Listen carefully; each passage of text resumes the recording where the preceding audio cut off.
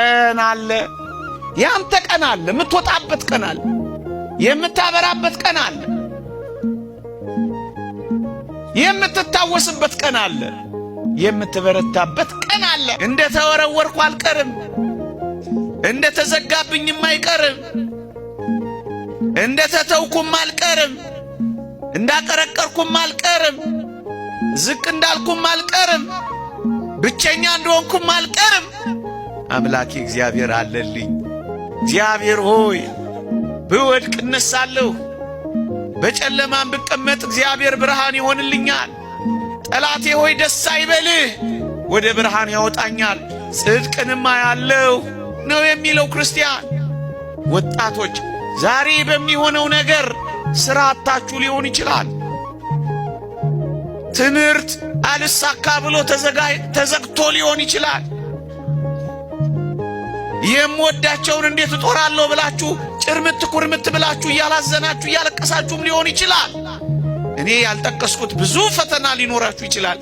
ይሄ ማለት ግን የነገ ሕይወታችሁ ነው ማለት ግን አይደለም። ይሄ ማለት ግን ለዘላለም የተቆረጠላችሁ ሕይወት ነው ማለት ግን አይደለም። መስቀሉ እኮ የጀመረው የኢየሩሳሌም ቆሻሻ ጥራጊ ሁሉ እየተደፋበት እኮ ነው የጀመረው። መስቀል እኮ እንደማይጠቅም የተናቀ እኮ ነው የሆነው። መስቀል እኮ የተዋረደ ሆኖ እኮ ነው የጀመረው። መስቀል እኮ የአቧራና የጥራጊ መዓት እኮ ነው የተደፋበት። መስቀሉ እኮ የተረሳ ነው የሆነው።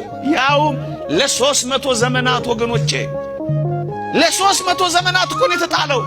እመኑኝ፣ ለየትኛውም ዘመን የተጣልን ብንሆን እግዚአብሔር ከኛ ጋር ከሆነ የምናበራበት ቀን ይመጣል። ሁሌ ለወንጌል ለእግዚአብሔር ቃል ማዕድ ጊዜ ከሰጠን እመኑኝ ማሸብረቃችን፣ እመኑኝ አንድ ቀን ማብራታችን፣ እመኑኝ አንድ ቀን ማስደነቃችን አይቀርም። ለምን 300 ዘመን አይሆንም?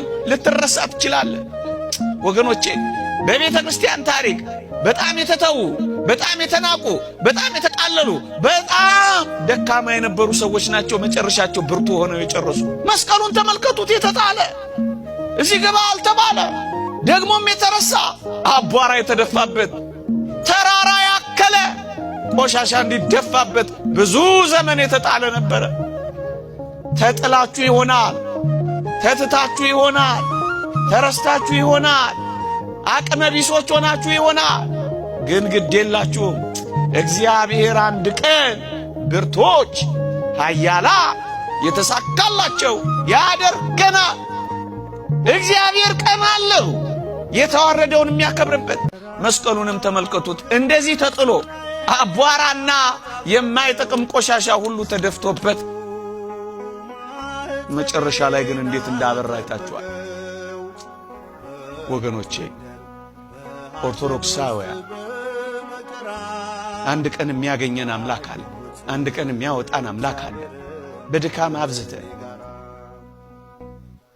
በጉስቁልና አብዝተን፣ በኃጢአት አብዝተን ተጥለን ሊሆን ይችላል። እንዳትረሱ። እግዚአብሔር ግን አንድ ቀን የቆሸሸውን የሚወለውልበት ቀን አለ። የጠቆረውን የሚያነጣበት ቀን አለ። የተጣለውን የሚያነሳበት ቀን አለ። የጠወለገውን የሚያለመልምበት ቀን አለ። የደከመውን የሚያበረታበት ቀን አለ። የተቀበረውን የሚያነሳበትና የሚያወጣበት ቀን አለ። እሱን ቀን ብቻ በተስፋ መጠበቅ